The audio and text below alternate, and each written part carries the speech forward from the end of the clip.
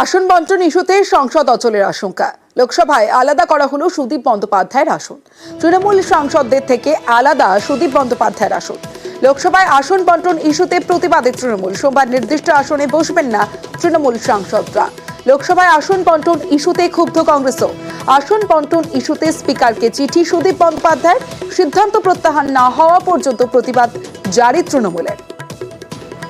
আমার কাছে চিঠি আসে জুন মাসে, আমি জুলাই মাসের 23 তারিখে চিঠির উত্তর দিয়েছিলাম যে কোন বরাদ্দকৃত আসনে কে কোথায় বসবেন।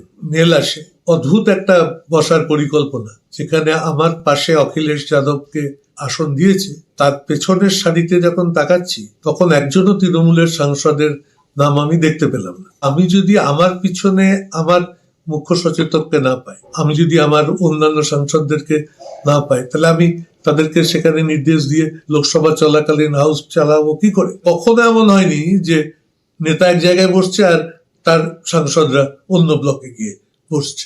এটা ঠিক হয়নি, ভুল সিদ্ধান্ত, এটাকে পরিবর্তন করতে হবে।